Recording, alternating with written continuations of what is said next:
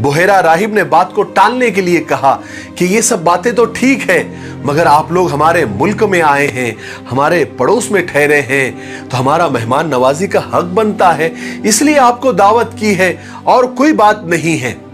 लेकिन असली बात ये थी,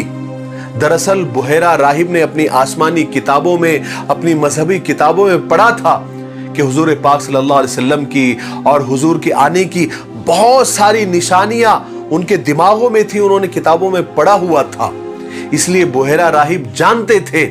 कि इस दुनिया में इस वक्त आखिरी उम्मत के आखिरी नबी आने वाले हैं। हुआ ये था कि इस दफा जब कुरैश का काफिला यहां आकर ठहरा तो बुहेरा राहिब ने देखा था कि एक बादल का टुकड़ा इस काफिले के ऊपर साया किए हुए साथ साथ चल रहा है। जहां काफिला रुक जाता, बादल भी रुक जाता, और जब चलने लगते तो बादल भी चलने लगता।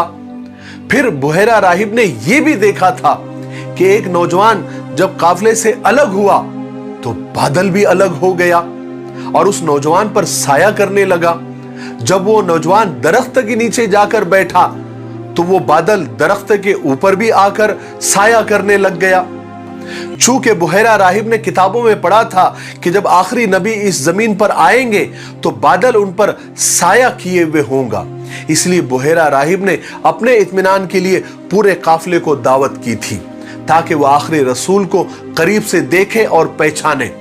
चुनांचे जब काफिला उनके गिरजाघर में आया तो बुहेरा राहिब ने काफिले के हर आदमी पर गहरी निगाह डाली और गौर से देखा और घूर घूर के देखने लगा,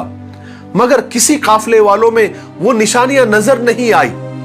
तो फौरन राहिब को थोड़ा शक हुआ, तो उसने पूछा काफिले वालों से